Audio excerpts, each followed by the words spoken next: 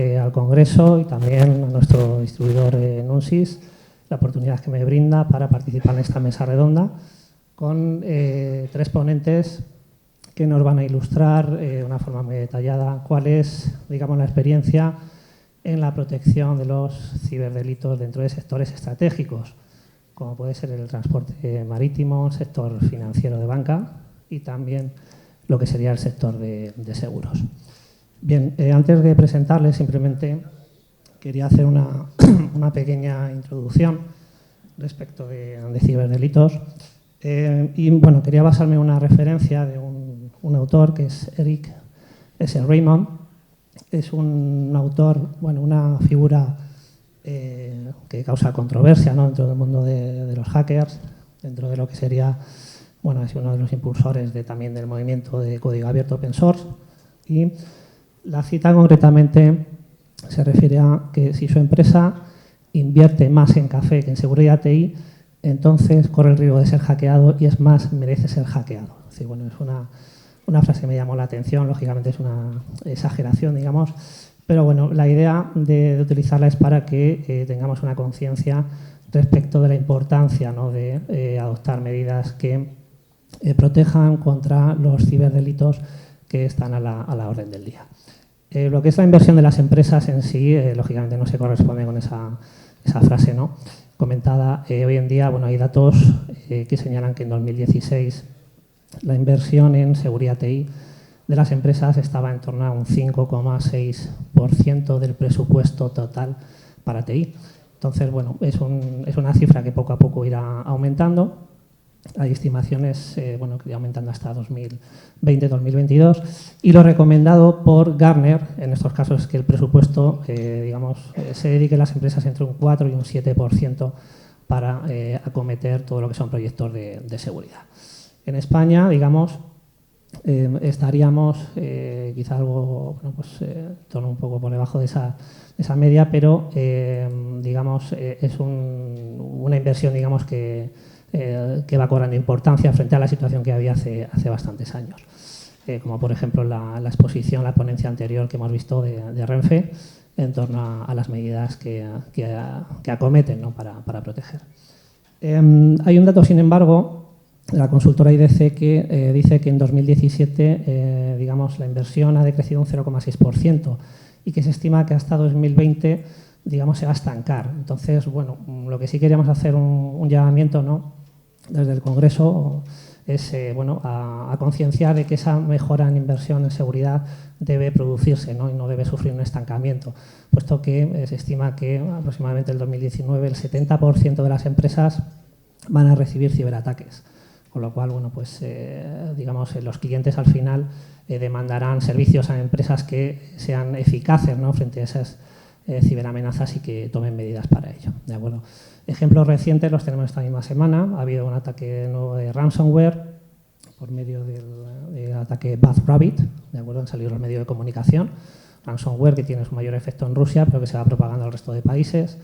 También ayer, por ejemplo, la página web del Centro Nacional de Inteligencia sufrió una caída de bastantes horas provocada por Anonymous en protesta, digamos, por la aplicación del 155 por el Gobierno central. Entonces, son ejemplos de amenazas que tenemos día a día, son reales, por lo tanto, tenemos que ser conscientes de que la inversión en seguridad siempre será una inversión rentable para proteger las empresas, proteger los servicios y proteger a los consumidores. Bien, sin más, simplemente voy a dar la palabra a los ponentes que nos acompañan. ¿De acuerdo? En primer lugar, bueno, pues, digamos, al fondo de la mesa tendríamos a José Fernández Zapata, es responsable de seguridad TI en la Autoridad Portuaria de Valencia, una amplia experiencia. En segundo lugar tenemos a Óscar López Benito, que sería responsable de Compliance IT y riesgo operacional en DKV Seguros. Y aquí a mi lado tengo a Juan Orozco Abad, que es director de seguridad y jefe de servicios generales de Caixa Ontinyent. ¿De acuerdo? Entonces, les doy la bienvenida, gracias por vuestra asistencia. Y lo que vamos a plantear en esta mesa redonda son tres preguntas fundamentales acerca de las ciberamenazas, de cómo se afrontan dentro de sectores estratégicos, digamos, que hemos seleccionado dentro de esta mesa redonda. Entonces, la primera cuestión que he planteado a los ponentes sería si su organización es foco de posibles ciberdelitos, en el sentido que nos cuenten cuál es la experiencia, digamos, en el pasado que ha habido respecto a estas ciberamenazas. Entonces, bueno, pues doy el turno de la palabra a José Fernández para que conteste en primer lugar y nos irán comentando. Gracias. Gracias. Bueno, buenos días a todos. Bueno, yo creo que es evidente que cada vez tenemos más ataques, no solamente porque cada vez tenemos más servicios publicados en Internet, sino porque bueno, estos ataques cada vez son más complejos y organizados, ¿no? Ya no solamente creo que tenemos que hacer frente a los ataques de denegación de servicio, ataques... ¿Hola? ¿Ahora se me oye? No sé si se ha oído algo de lo que he dicho. Como digo, pero hay ataques ya más preocupantes, los famosos ataques persistentes avanzados, donde ya no es que podamos ser objetivo una organización de forma más o menos aleatoria, sino donde hay un grupo orquestado que hipotéticamente puede ir a hacer daño a nuestra organización. Y esto que puede sonar, bueno, a mí nunca me va a tocar, esto bueno, se ve en las noticias, pero ¿quién va a ir a por mí? Pues ocurre, ¿no? De hecho, en el ámbito portuario, pues hay un caso no demasiado lejano en el tiempo, en 2013, no sé si conocéis, que en el puerto de Rotterdam, por ejemplo, pues se descubrió que había una trama que había hackeado los sistemas de control de los números de serie de los contenedores para determinar cuáles de ellos pasaban o no pasaban el control aduanero y lo utilizaban para sacar mercancía, pues bueno, donde había droga en los contenedores, etcétera, ¿no? Entonces, esto que pueda sonar en un momento dado a película de Hollywood, pues es un hecho que está sucediendo y del que, bueno, pues nuestras organizaciones pueden ser víctimas. En el puerto de Valencia, además, por ser una organización pues más del ámbito del transporte de industria, tenemos también una red industrial bastante extensa que controla maquinaria pesada, los flujos de electricidad y de agua, etcétera, y que son susceptibles de sufrir también ataques. Es importante, además, por ese motivo, tener mecanismos especializados de control de seguridad para ámbito industrial. Y, en definitiva, pues que solamente midiendo todas ¿cómo decirlo?, todas las operaciones desde la perspectiva de la seguridad, podremos intentar aproximarnos a estar más o menos protegidos. Es decir, ya no tiene demasiada razón de ser ver la seguridad como algo adicional a las infraestructuras y mecanismos que tenemos en la empresa, sino intentar implantarlas ya incorporando la óptica de la seguridad a estos. Bueno, esto es un poco mi visión. Hola, buenos días a todos. Pues en el caso de sector seguros, como me imagino que ya podréis imaginar, sí que somos, más que una infraestructura crítica, somos un sector que tiene datos sensibles de nivel alto, datos especialmente protegidos, como son los datos de salud de muchísimos pacientes. En DKV Seguros tenemos 1,6 millones de clientes, de ellos 900.000 son datos de salud, ¿vale? Entonces, del ramo de salud. De per se, yo siempre digo también que a veces fallamos un poco en el enfoque, en la concepción, porque la directiva NIS o el Esquema Nacional de Seguridad, el enfoque vertical o el enfoque de infraestructura está muy bien, pero yo siempre digo también que tenemos otro factor, que es lo que ha comentado antes Francisco, que es la evolución de la seguridad o la involución hacia la persona, hacia el safety, y yo digo que a veces tenemos activos críticos que son personas de la propia compañía que también hay que vigilar y que también hay que proteger. Y, o sea, yo me considero no una infraestructura crítica, pero es un servicio además por los propios empleados, ¿no? Tenemos casi 2.000 empleados entre la red comercial y los empleados en oficina y sucursales, y cada uno de ellos en sí, depende cómo actúe, puede hacernos ponernos en una situación de mucho riesgo. Entonces, el enfoque que hay que transmitir, la evolución, es el enfoque hacia la persona, hacia el empleado, como una infraestructura crítica per se. O sea, porque él mismo puede tener un acceso a la información muy alto, a datos de nivel alto. Hay más o menos el 15% de las personas, de los empleados con acceso lo tienen. Y entonces, para nosotros eso es una infraestructura crítica. Todo ese puesto de trabajo y todo el acceso es el trato que le tenemos que dar, ¿vale? Entonces, y ya de por sí, por temas de legislación y por normativa de solvencia y de protección de datos, con el nuevo reglamento, pues simplemente por el carácter de los datos que tenemos. Es un sector crítico.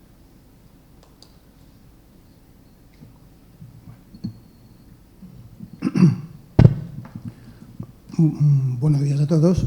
Bueno, en principio, desde el sector financiero, pues está claro que bueno, pues es un sector bastante atractivo para los hackers y también para otro intento de fraude que pueda haber, sobre todo con nuestros clientes. Independientemente del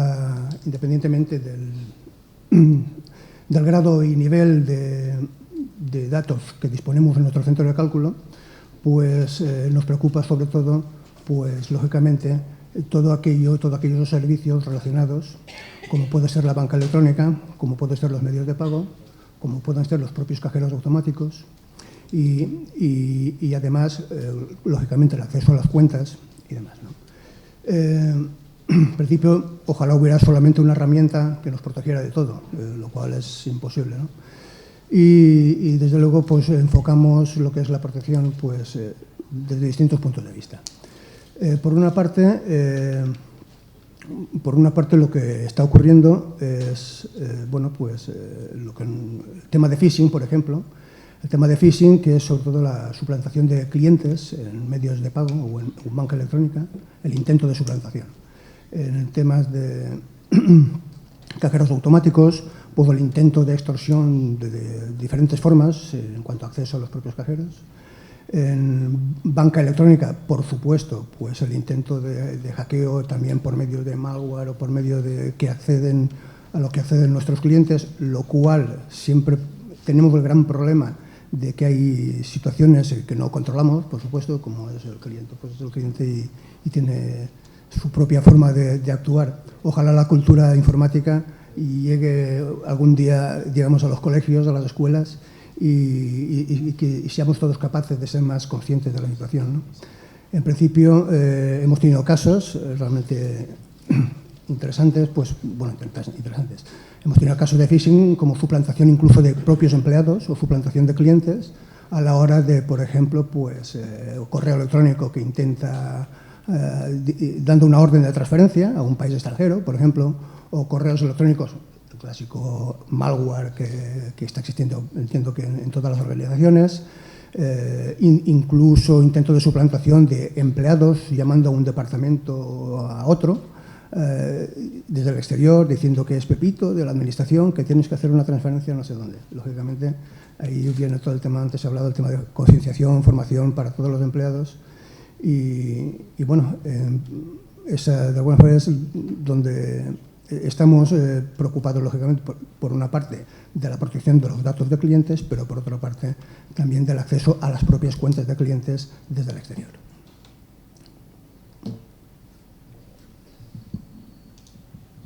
Bien, pues de acuerdo a esta descripción, ¿no?, que habéis realizado, ¿no?, las diferentes amenazas en vuestro sector, casos con los que os habéis encontrado, a mí me gustaría plantearos ahora un poco más en detalle que dierais pinceladas de, digamos, cómo estáis afrontando, ¿no?, digamos, la resolución de esas amenazas, ¿no?, qué medidas, ¿no?, se están tomando dentro de vuestros sectores, en vuestras empresas concretamente. Sí, bueno, yo creo que es bastante claro que cada sector tiene que hacer frente a unas amenazas generales y a otras más específicas o concretas de su ámbito, ¿no? En ese sentido, pues la autoridad portuaria, como infraestructura crítica, ya de por sí está obligada al cumplimiento de algunas normas, ¿no?, como Administración Pública, el Esquema Nacional de Seguridad y el Esquema Nacional de Interoperabilidad, y por tratarse de una infraestructura crítica, pues la ILEPIC. Entonces, eso ya de por sí te obliga o te da una guía de medidas concretas que debes ir adoptando, pues, para la defensa ante posibles amenazas.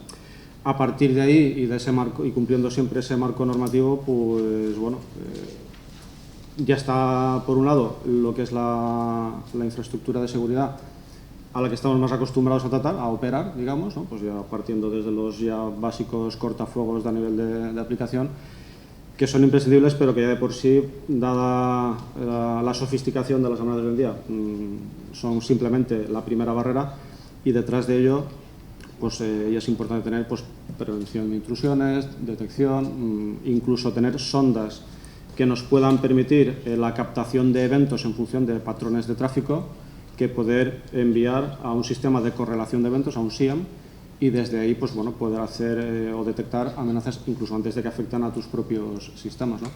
Un poco ese nivel de sofisticación es el que yo creo que va marcando el camino de hacia donde tenemos que ir.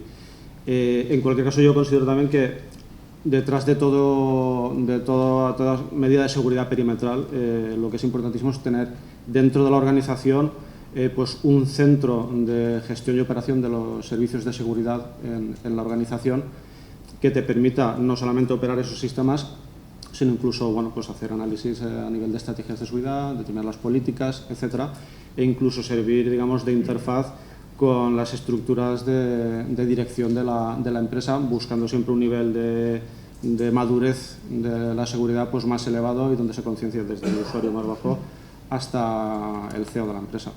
Es un poco la forma en que yo veo que se plantea la defensa ante amenazas en el puerto de Valencia. Bueno, en DKV Seguros hay diferentes vertientes, hay como tres ejes troncales, sobre todo es la seguridad, la parte tecnológica, ¿vale? Todo el tema de las herramientas, desde luego tenemos WAF, tenemos diferentes sistemas Nagios, Nessus para analizar el tráfico con unos patrones de comportamiento. Se está empezando a mirar hacia la inteligencia artificial para poder explotar toda esta información. No tenemos los datos de Renfe, pero por ejemplo sí que tenemos 180 millones de líneas de log al mes en todos los servidores web, ¿vale? Que son como 200 diferentes sites. Entonces, todo esto también hay que saberlo digerir, interpretar. Al día tenemos 3.000, ayer mismo miré el dato, 3.600 eventos solo por los WAF de seguridad. Entonces, todo este volumen hay que saberlo digerir. Es lo que decía antes también Francisco, en cuanto a que no es que tengas más o menos log, es cómo lo hayas preconfigurado antes, que ese trabajo es arduo y es una labor muy importante, porque en base a ello tendrás unos resultados u otros. Y luego hemos hecho diferentes acciones, o sea, el eje tecnología, luego está el eje personas, el eje de proteger todos los servicios que tenemos hacia el exterior, las cuentas o sea, los datos personales, las historias clínicas de nuestros asegurados, y luego está el riesgo del insider o del empleado que, queriendo o sin querer, pues comete una negligencia, ¿no? Un descuido, y que hay estudios que demuestran que el 70% de los casos vienen por tema de insider, ¿vale? En las empresas. Entonces, bueno, este dato es muy importante. El empleado es el que tiene el acceso a la información, el que puede ser la mula o el que pueda actuar para que una persona desde fuera, ante un caso de ransomware en un PC concreto, le quiera chantajear. Eso nos ha pasado con un directivo. Hizo una cosa que no tenía que hacer, unos accesos a páginas que no tenía, y recibía el chantaje de un externo para que o le daba la información o lo desvelaba la compañía.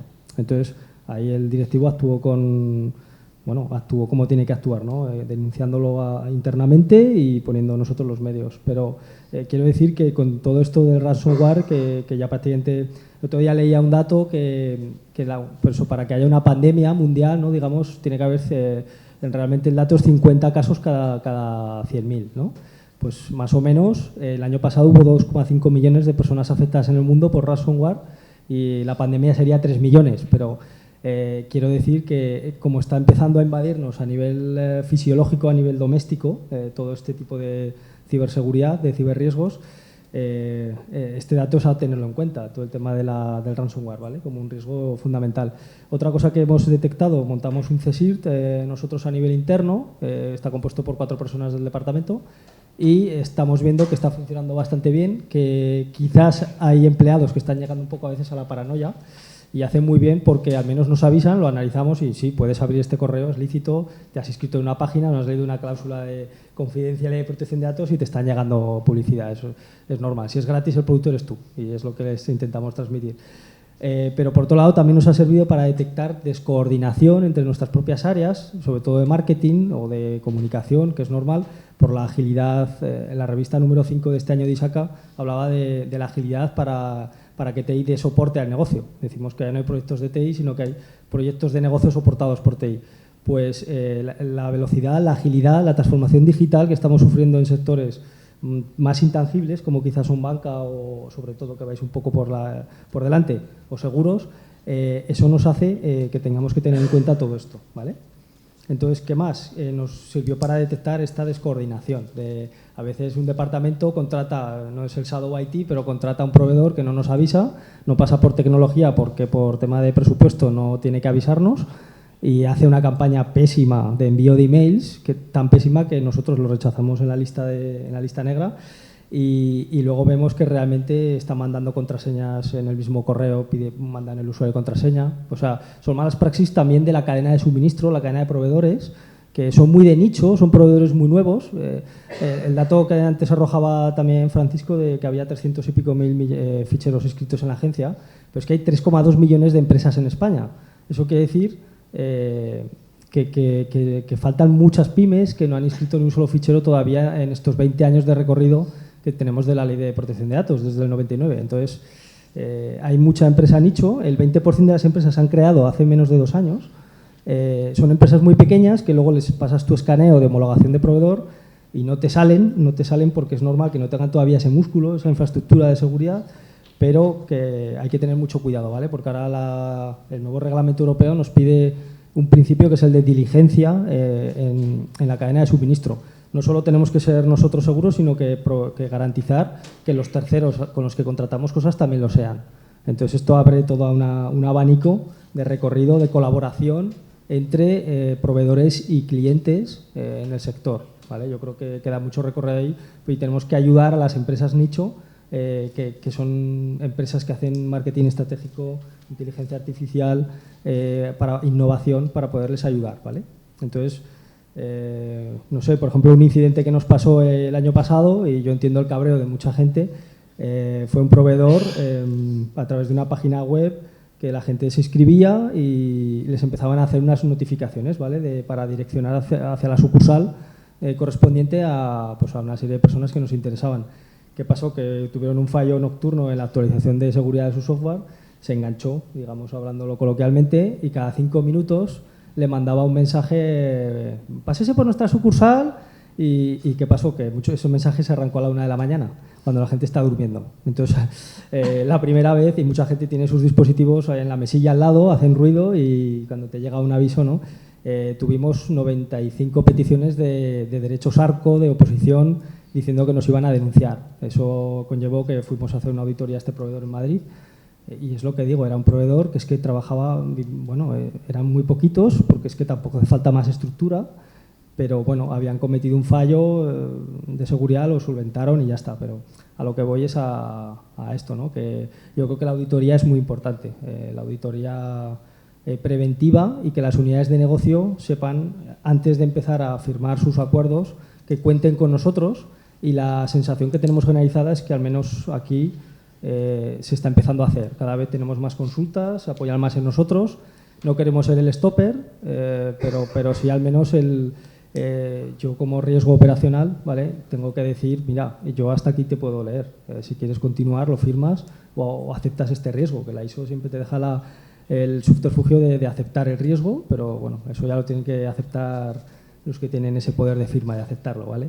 Entonces, bueno, así estamos yendo en decálogo en esta parte. Bueno, en principio, lógicamente, como todas las empresas, entiendo, pues disponemos para la protección perimetral, lo que a base de firewalls y a base de antivirus, anti-spam. Es importante ese tema, no solamente el disponerlo, sino, lógicamente, disponer también de los contratos adecuados, con actualizaciones diarias, y no obviar jamás este tema. Es un tema, creo que importante, que en cualquier momento te puede salvar de una situación realmente crítica. Independientemente de esta protección, pues Viene la parte de concienciación a empleados. Los empleados es uno de los puntos débiles que puede tener una organización si no tiene una buena formación o tiene una cultura, lo cual es complicado, la verdad. Una cultura necesaria para reconocer dónde está el posible error que pueda cometer.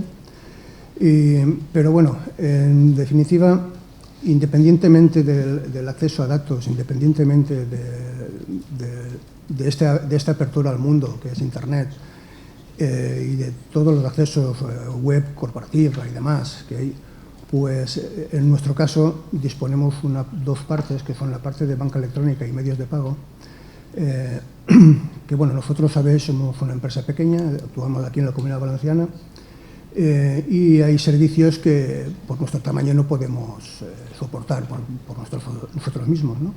Entonces esto ya hace muchos años que lo depositamos en Madrid, en CaixaBank en este caso, y CaixaBank es la que nos provee de todo este tipo de servicios, ¿vale? CaixaBank no solamente estamos nosotros, están todas las antiguas cajas de ahorros que ahora se han convertido en bancos, y bueno, y entre todos, digamos que tenemos un entorno de colaboración importante y donde practicamos pues los proyectos específicos sobre, en este caso, de seguridad, ¿no?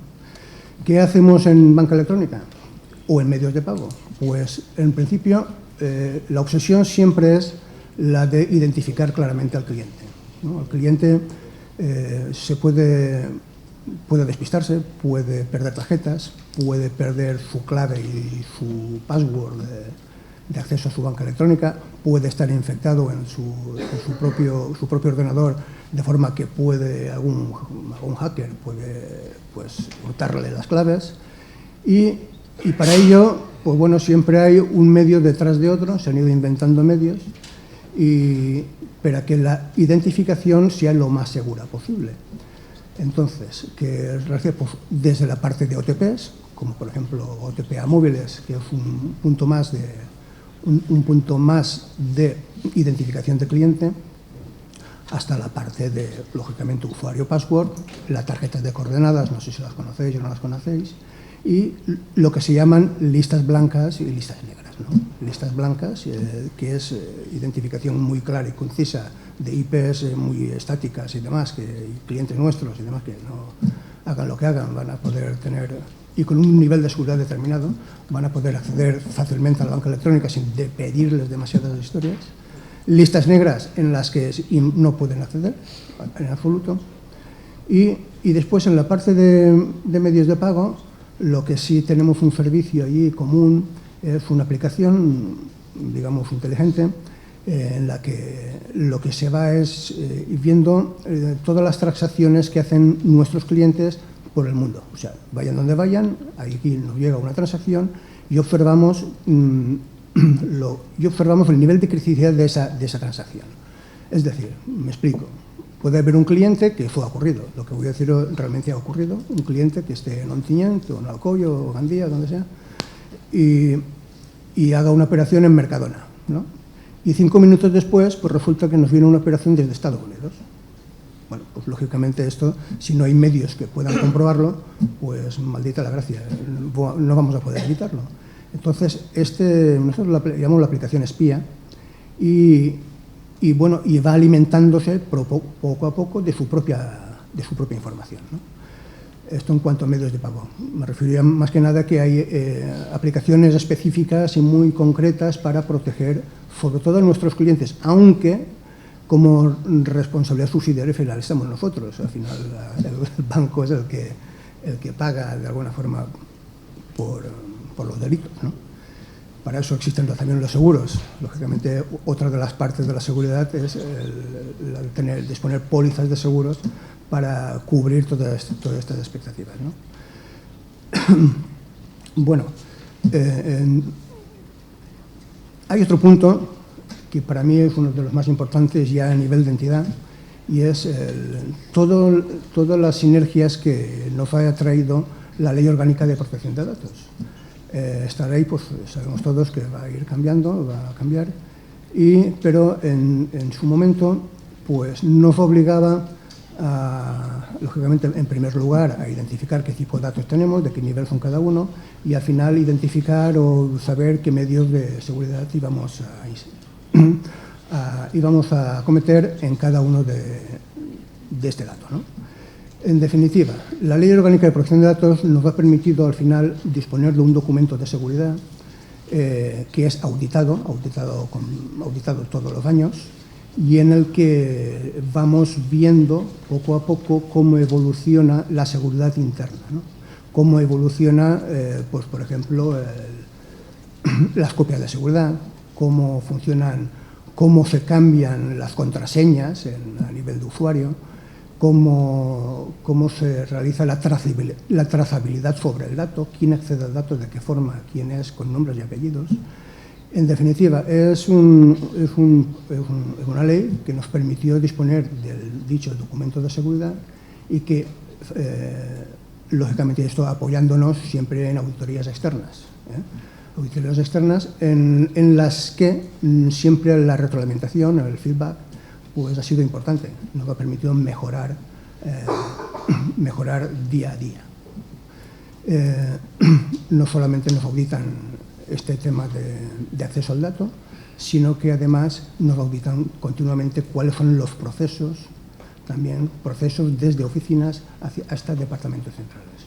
Cómo se accede al dato, cómo se trata, la destrucción del propio dato, importantísimo, tanto a nivel lógico como a nivel físico, en las dos partes, cumplir la normativa de destrucción y, bueno, en principio, pues he hecho un poco un esquema general de qué acciones estamos tomando para protegernos, no solamente nosotros, sino nuestros clientes también. Muy bien, pues una vez descritas las principales amenazas, ¿no?, como en los diferentes sectores a los que pertenecen los ponentes describen cómo hacen el tratamiento de esas amenazas, ¿no?, con la prevención, lo que me gustaría ahora es preguntaros un poco en base a la evolución tecnológica que va a haber en los próximos años, dependiendo de cada sector que pertenecéis, cómo se plantea, digamos, la evolución precisamente de las medidas adoptadas, ¿no? Si hay algún plan, digamos, para los próximos años poder mejorar o modificar el tipo de control que hacéis para poder adaptarse a las nuevas amenazas que puedan surgir. Bueno, en el caso del puerto, la tendencia, digamos, de futuro que parece más palpable es lo que se da en conocer como Smart Ports, puertos inteligentes, puertos 4.0 o como se les llama. Este concepto se basa fundamentalmente en la aplicación a gran escala de la tecnología sobre el control de todos los procesos de carga, descarga de puertos, etcétera, de barcos, etcétera. En ese sentido, pues se habla de bueno, pues aumentar la eficiencia del transporte de forma que los transportistas, por ejemplo, que van a recoger los contenedores en su camión, tengan definidos ya de forma automatizada cuál es el tiempo de carga dentro de un intervalo muy definido, de forma que se pierda el menor tiempo posible y se haga más eficiente ese transporte, que ya se haga una previsión de cuáles van a ser los pedidos de ese día para que las grúas preparen esos contenedores con antelación, de forma que se gane en eficiencia en ese proceso de transporte, ¿no? Y ahí juegan un papel importante, pues, bueno, el Big Data, para correlacionar diferentes bases de datos y que se sincronice, digamos, el funcionamiento de todos los mecanismos y elementos del transporte marítimo, los servicios y almacenamientos en la nube y lo que se llama la sensorización, que sería un concepto muy cercano a lo que tenemos por el Internet de las cosas, es decir, que tengamos una gran cantidad de sensores en diferentes puntos y mecanismos como para poder automatizar los diferentes procesos de carga y descarga de buques. Se habla incluso, de cara más a futuro, de incorporar esa automatización incluso en los sistemas de navegación de los buques, de forma que, bueno, ya sabemos que hay un posicionamiento GPS, pues bueno, que se valga de toda esta información meteorológica, de rutas, etcétera, pues para optimizar incluso los tiempos de viaje de los buques, e incluso pensando en que pueda haber una tripulación muy reducida o incluso ya, hipotéticamente, incluso sin tripulación,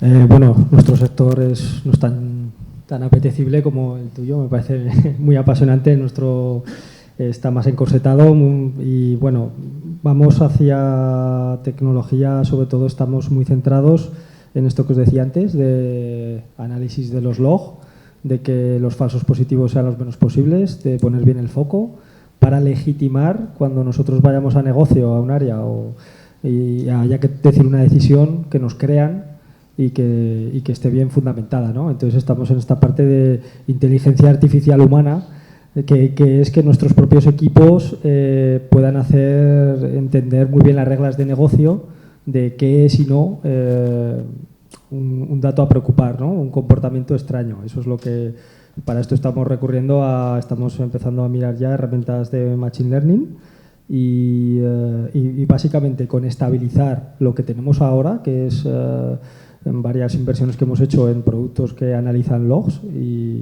yo creo que ya a corto plazo es que en seguridad no podemos estar hablando de un horizonte 2020 como se habla en otros muchos ramos. Aquí yo creo que es un poco ir poniendo cada paso es un avance, ¿no? En esto de la ciberseguridad, lamentablemente la sensación es que te atacarán antes o temprano, o sea, más tarde o más temprano, y la clave es cómo vas a salir adelante, cómo vas a reaccionar. Me ha gustado mucho la exposición antes de Eva y sobre todo es eso, que ese primer combate que perdió de repente, pues el cómo te recuperas. Aquí no tenemos lamentablemente ni servicios psicológicos en la compañía, ni tenemos esta ayuda de una abuela como esa que nos viene a recibir, ¿no? Pero bueno, lo importante será cómo salir adelante, ¿no? Como la contingencia, nuestros planes de contingencia, esto ha cambiado ya. Antes tenemos un plan de continuidad de negocio, pero antes se concebía muy ligado al Departamento de Servicios Generales y a las instalaciones físicas. Teníamos un CPD físico y ahora con todos estos años que se ha ido virtualizando servidores, hemos subido a la nube. Estamos con muchísimos servicios en Azure, sobre todo, porque Azure la ha certificado la Agencia de Protección de Datos como una nube segura, y no quiero hacerle publicidad, pero básicamente el 60% de todo nuestro sector está ahí. También parece que lo está haciendo muy bien ahora Amazon, pero bueno, Azure nos da esa seguridad de que al menos tiene el respaldo de la Agencia de Protección de Datos en España. Entonces estamos yendo a Machine Learning, a gestión de las vulnerabilidades. Hemos hecho antes el análisis y ahora estamos empezando con la gestión de las vulnerabilidades, que es otro paso. Y también estamos muy preocupados, será fundamental por todo el tema de reglamento de protección de datos y lo que decía antes también el CISO de Renfe, la comunicación. En este sentido estamos hablando ya con nuestro departamento de comunicación para actualizar un manual de comunicación de crisis que tenemos para que nos echen una mano. Hace poco, pues eso, solemos copiar todo lo que viene de Estados Unidos en general y en particular en seguridad, pues como ellos llevan años ya realmente con una ley que les obliga a notificar a sus clientes y por eso allí las ciberpólizas están a la orden del día y lo que hemos hecho es transponerlo en Europa y empezar a venderse, que ahora ya se está vendiendo bastante, en España también.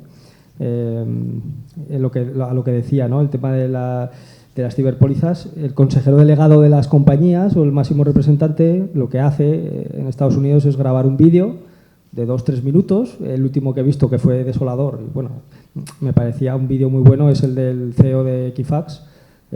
Ya sabéis todo lo que le pasó, que le hackearon 140 millones de registros, creo, en España es ASNEF.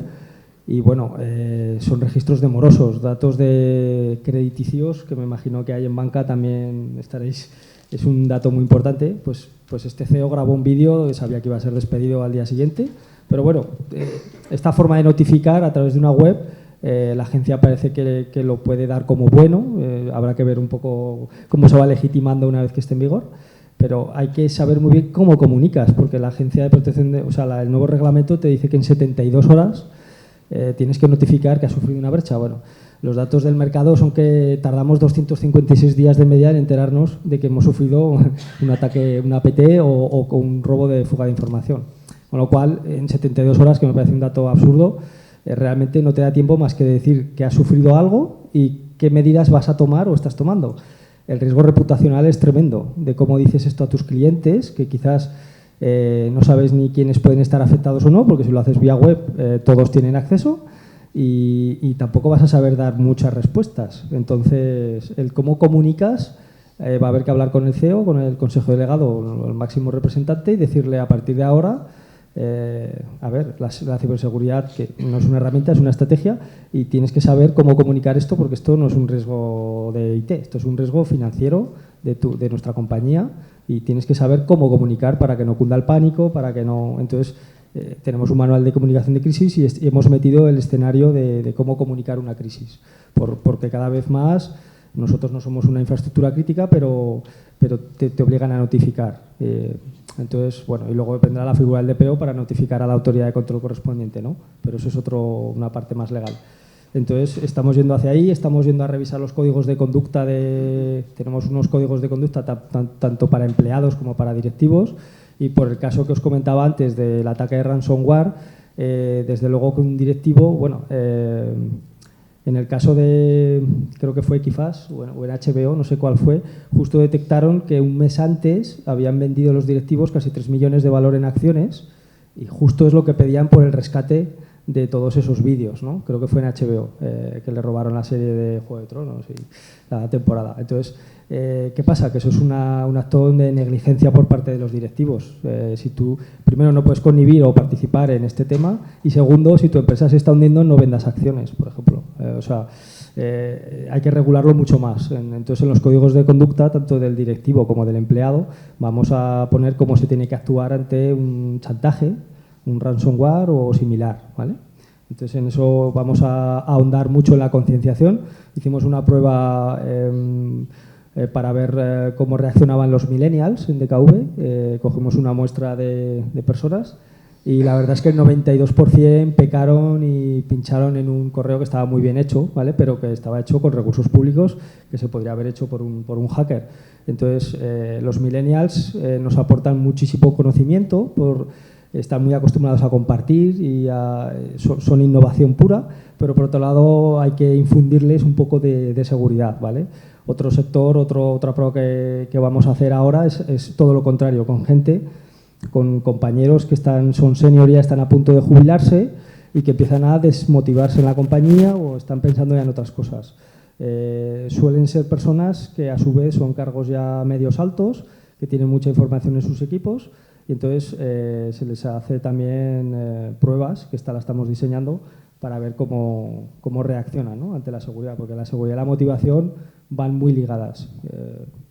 Entonces, estamos yendo hacia eso, no tanto a nivel de herramientas, sino también de concienciación. Es lo que quiero. Bueno, en nuestro caso, pues en realidad esto ya lo llevamos trabajando más de un año. ¿Qué hacer en el futuro? Me refiero, ¿no? O cómo abordar esta nueva situación. Nosotros al final nos planteamos qué hacer y lo primero, bueno, de momento nosotros todavía tenemos un centro de cálculo propio, esto fue por subsistencia, la mayoría de bancos y demás pues tienen centros de cálculos compartidos y demás. Nosotros no, en su momento, sabéis la situación, no podíamos compartir nada con nadie, puesto que lo que queríamos era subsistir, ¿no?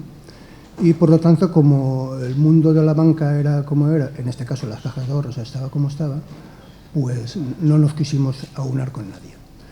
Entonces, mantuvimos nuestro centro de cálculo en propiedad y ahora mismo, estratégicamente, pues hemos seguido manteniendo el centro de cálculo en propiedad. Lo único que pasa, por eso digo, hay dos vertientes, una parte del centro de cálculo en el sentido de que queríamos mejorar el tier de nuestro centro, queríamos como mínimo fuera un tier 3 y es muy reciente, del 9 de octubre, justo del 9 de octubre, buscamos la fecha posta, pues para realizar el cambio de nuestro centro de cálculo, tanto el centro principal como el centro de respaldo. Y los tenemos ubicados en otra comunidad, bueno, que nos dan la garantía correspondiente, pues suficiente, vamos. Eso por una parte. Por otra parte, y sabiendo que la nueva normativa pues, nos iba a exigir acciones, pues, ¿qué hicimos? Nosotros aprovechamos de alguna forma pues, la fuerza sectorial que tenemos en cuanto a proyectos comunes y apareció un proyecto que era pues, el de ciberseguridad, le llamamos ciberseguridad simplemente. ¿Y en qué consistía? Pues bueno, pues ya que tenemos que hacer cosas, pues vamos a ver qué cosas hacemos. Para ello, para no ir a tumbos, sin saber a troche y moche qué proyectos abordar, pues lo que se hizo fue evaluarnos. Nos evaluamos todos, nos comparamos todos y al final salió una media del sector, ¿vale?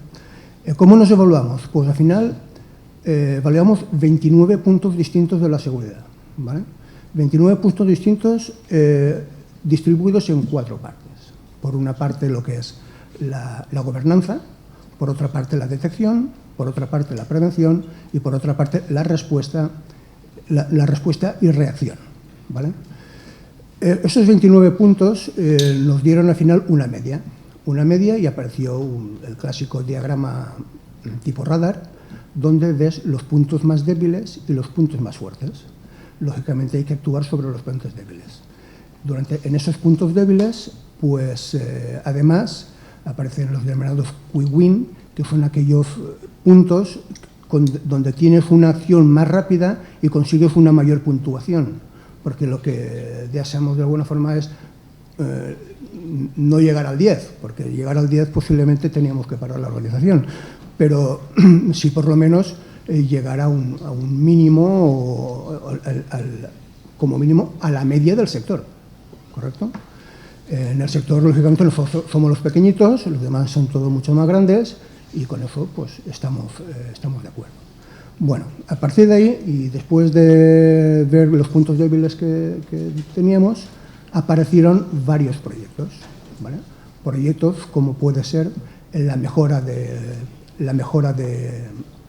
en cuanto al control de fugas de información, el llamado el DLP, mejoras en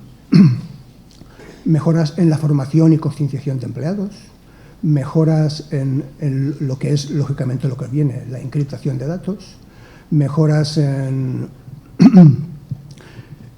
bueno, lo tengo aquí apuntado, en lo que sería la encriptación, monitorización, por supuesto, la mejora en la monitorización de los propios eventos, como puede ser pues, el trasladar toda esta monitorización a un SOC externo que nos vaya informando de todo lo que nos está ocurriendo.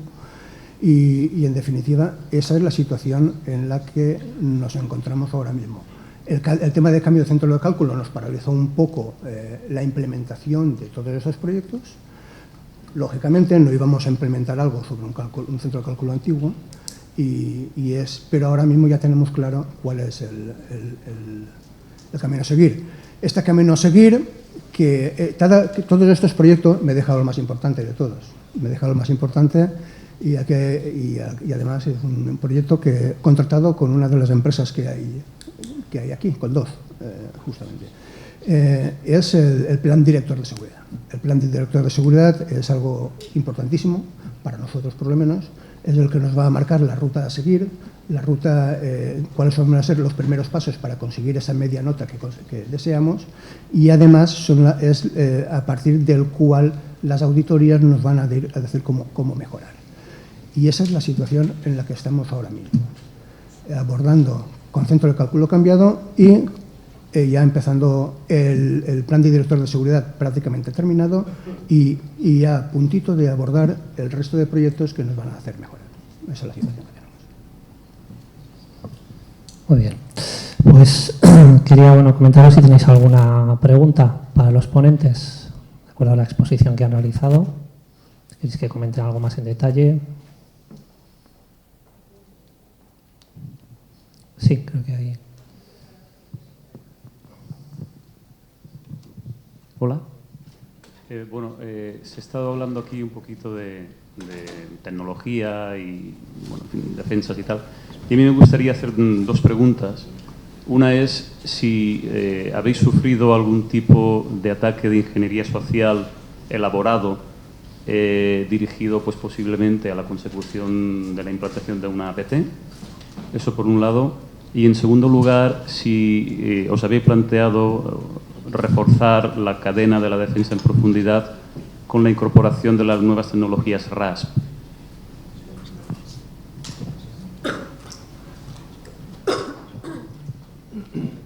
En nuestro caso, ataque persistente avanzado que conozcamos, no hemos tenido como tal, pero sí que ha habido ataques de ingeniería social.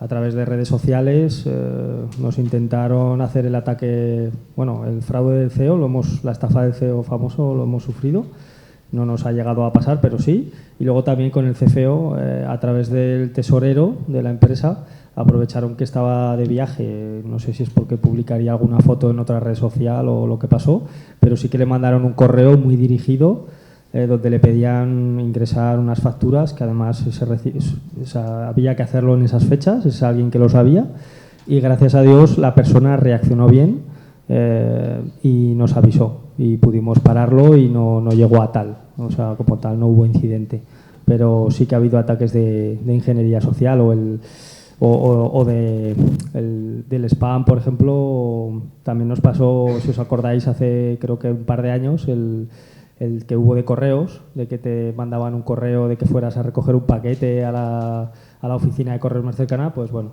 en varias sucursales nuestras, las personas que estaban en atención al cliente cogieron y se fueron a coger el paquete a correos. Y entonces quedó un poco en una anécdota, pero imagínate, te hace una especie de negación de servicio de la atención al cliente, de no poder atender a nuestros clientes porque se nos han ido a coger un correo que nunca está en el paquete. Entonces, eso sí que nos pasó. Sé que gracias a Dios son anécdotas, no han sido nada muy grave. Y luego también nos pasó una mala praxis comercial de una persona que nos detectó una vulnerabilidad muy pequeña en un servidor, nos avisó, empezamos a tomar las medidas para remediarla, pero debía tener mucha prisa y en menos de una semana empezó a hacer pruebas. Como nosotros somos una empresa socialmente muy responsable, una de las cosas que nos regulan en base a otros indicadores, GRI, y somos del foro ético y de otros términos, es la transparencia, ¿no?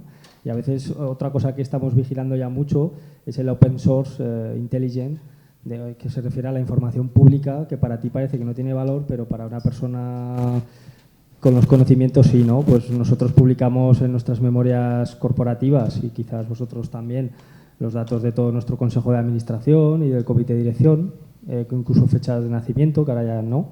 Entonces, a través de eso detectaron cómo era el email del consejero delegado, pero no solo de España. Empezaron a ir a por el consejo de administración, que somos una empresa alemana, llegó a Alemania el tema. Lo llamamos la crisis de los correos de julio, porque nos pilló justo yéndonos de vacaciones. Los alemanes desataron todo un proceso que tienen ellos de contingencia, ¿vale? El CSO de allí. Entonces, a lo que voy es que sí, que hemos sufrido. Y entonces, lo que os decía, este comercial hizo esta praxis, lo encontramos y ya se habló con él y ya el tema se detuvo, ¿vale? Entonces, y luego también muy recientemente comentaros otro ataque de ingeniería social, llámalo como quieras, estamos en litigio, estamos investigándolo. Algún directivo de nuestra compañía que está situado en Cataluña le han hecho algún montaje donde sale él detrás con la bandera catalana y un logo de DKV para hacer daño a la compañía, ¿vale? Esto es un delito y estamos en proceso de litigio con las IPs de dónde ha venido y para ir a por él, ¿vale? Entonces, que veáis que el tema del hacktivismo ideológico es un dato de nivel alto y no sabéis cuánto. Gracias. Sí, en nuestro caso, pues también tuvimos un ataque, en este caso no fue el WannaCry, fue anterior. El WannaCry ya nos pilló bastante bien. Digamos que fue el llamado CryptoLocker, así que afectó, fue el remitido a varios correos de la propia organización y entró en el sistema y lógicamente pues fue afectado no solamente el propio equipo informático, sino el propio servidor de la oficina y demás. Llegó hasta donde pudo llegar, ¿no? Gracias a nuestra política de copia de seguridad, pues, y marcada también por la LOPD y por todos los controles que había, pues pudimos recuperar rápidamente la situación normal y no pasó absolutamente, fueron horas de trabajo solamente. Independientemente de esto, a nosotros lo que más nos preocupa realmente son todos esos datos que ya no vienen a la organización, sino van a nuestros clientes. Eso es lo que nos preocupa y es por donde realmente están actuando la parte de phishing y demás. Un pequeño apunte por mi parte, muy puntual. Y es que nosotros hemos recibido, lo comentaba antes en el almuerzo, una pequeña campaña, digamos, de intentos de phishing que denotan que ha habido detrás una ingeniería social. Es decir, se han preocupado por escarbar en el organigrama, incluso hay información que no está publicada o que no es, pues que es confidencial, pero que tampoco es pública, ¿no? Y entonces está claro que se han tomado la molestia y ha habido efectivamente una ingeniería social detrás. Pero hubo un caso muy concreto, que es el que quiero mencionar como anécdota, pero que a mí me da que pensar en relación con los dos temas que tú comentabas precisamente, ¿no? Por un lado, la ingeniería social y por otro lado, los ataques persistentes avanzados, ¿no? Y es que típicamente, pues estos intentos de phishing, oye, fulanito, que soy zutano, oye, mándame una transferencia que me he quedado tirado aquí en Sevilla, ¿no? Es el típico intento de sacar un beneficio inmediato. Y son los que quizás menos me preocupan, porque bueno, es más evidente. Pero sí que hubo un caso donde se hacía pasar una persona intentando suplantar en el front del correo la dirección real de un directivo de la empresa a alguien intentando sacar la información a un miembro del Departamento Económico Financiero. Entonces, estaba muy trabajado, no había faltas de ortografía, era un perfecto castellano además, pero no pedía dinero en ese momento. Entonces, uno se pregunta el quo vadis, ¿no? ¿Qué pretende este señor? Entonces, quizás, esto es hablar volar, es una hipótesis, pero ese tipo de intentos de phishing con, oye, haz clic aquí o bájate este archivo o no sé qué, están siendo ya no sustituidos, pero empieza a haber otros donde quizás lo que intentan simplemente es establecer contacto con un miembro de la compañía para a partir de ahí pues, hacer ingeniería social, tirar del hilo y saber qué fines intentar.